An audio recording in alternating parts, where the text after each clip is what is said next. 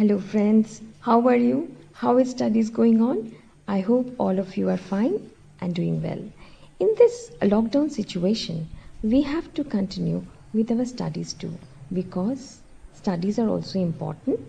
So, today we will take upon the next chapter of class 12, that is sexual reproduction in flowering plants.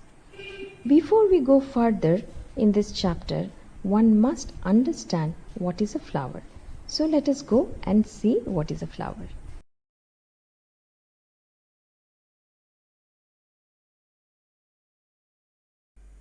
Parts of a flower: calyx, corolla, androecium and gynoecium. This is a China rose.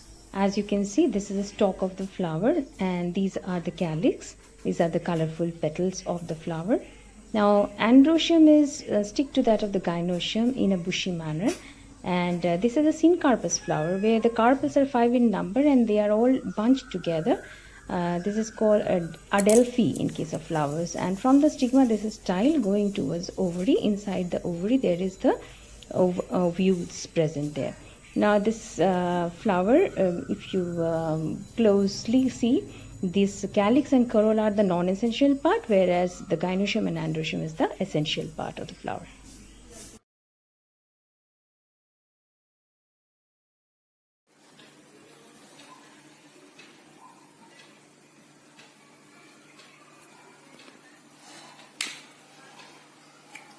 In today's class, we will read about sexual reproduction in flowering plants. To know the sexual reproduction in flowering plants, at first we have to know about a flower, a typical flower. So this is a diagram of a typical flower where you can see that this is the stalk of the flower, which is called pedicel, followed by your thalamus, which is the receptacle, and this is the calyx, the first hole of the flower. Then is the corolla. Next is your androecium, and this is the gynoecium. So out of all the 4 holes of the flower, these 2 are the essential holes of the flower which takes part in the sexual reproduction.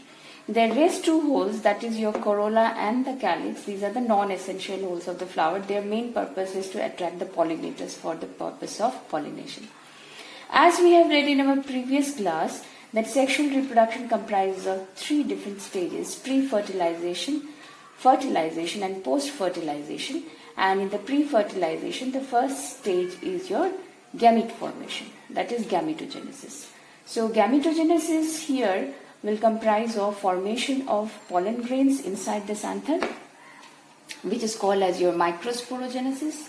And the next part will be the formation of the megaspore, which will be inside this ovary, which is called as your megasporogenesis. So let us start with microsporogenesis. This is a cross section of the anther. The anther is a bilobed structure. If you further see it in the cross section, you will find that each lobe is having 2 thecas. So moreover, you can see that there are 4 chambers.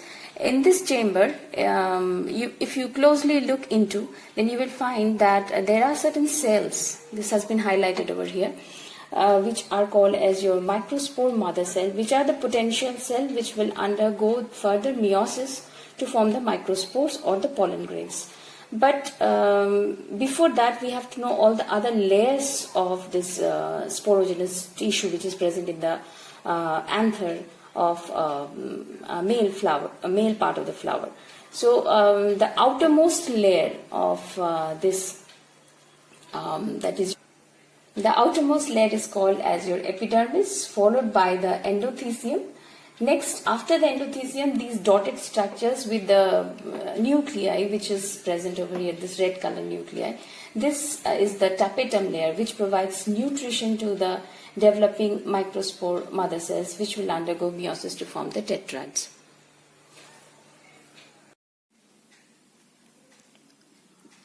Inside the microsporangium, each cell of the sporogenous tissue is capable of giving rise to microspore tetrad. Each one is a potential microspore or a microspore mother cell, which is called as your PMC. Now this process of formation of microspores from pollen mother cell by the help of meiosis is known as your microsporogenesis. The microspores, as they are formed, are arranged in a cluster of 4 cells. When they become mature, they are dissociated from each other and they develop into pollen grains and are dispersed into the surroundings. Now, a typical pollen grain is having an outermost exine and the inner intine. The exine is discontinuous and is variously designed in case of various kinds of pollen grains. They are having a chemical substance inside them which is called as your sporopollenin, which is highly resistant to any kinds of chemicals or any degradation due to enzymatic activity, and they can be even fossilized also.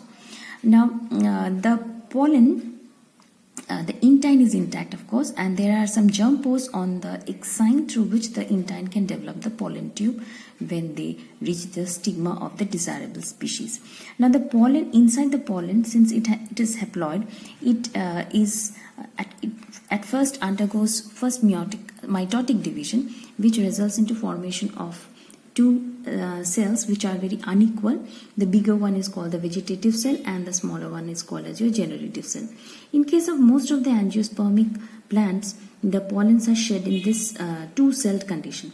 But in some cases, it has been also noticed that the generative cell is again undergoing the second mitotic division before it is released. So that is called as a 3-cell condition.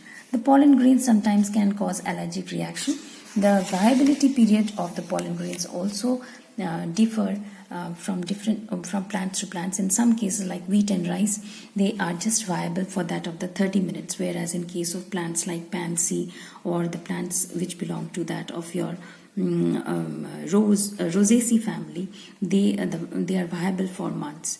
So these pollen grains are, since they are important for the process of pollination resulting to formation of the seeds for the next generation to be stored, they can be even stored in that is your liquid nitrogen, and at minus 196 degrees Celsius to be used further for the plant breeding programs. And this phenomenon of preserving the pollen grains in liquid nitrogen is known as your cryopreservation.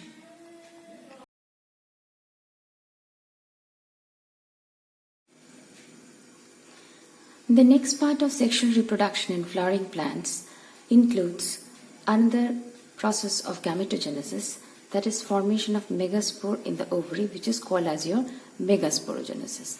Now, this is your typical ovary where the process of Megaspore Genesis takes place. Now, in the ovary, if we go deeper into, in the ovary, there is a structure called megasporangia or megasporangium, which is nothing but the ovule, which is attached to the ovarian wall by means of placenta. You have read it in class 11 about placentation. I'm not going for that. Now, the ovule is connected to the wall of the ovary by means of placenta through a stalk-like structure. Now, this stalk-like structure is known as your funicle. And this is the funicle through which the megasporangia is connected to the ovarian wall. And this is a typical anatropous ovule. Inside the ovule is externally protected by 2 integuments, and then is a nutritive layer which is called as your nucellus that gives nutrition to the developing embryo or the other cells which will be forming later on in the embryo sac. Now, the integuments which are encircling the embryo sac, they are not completely encircling. There is a pore, and this pore is called as your micropylar end, and the portion which is just opposite to that of the micropylar end, that is called as your chalazal pore. So, depending upon the arrangement of the micropylar end and the chalazal pore, the ovules are named differently. But in our book, it is anatropous ovule, so we will be reading about that.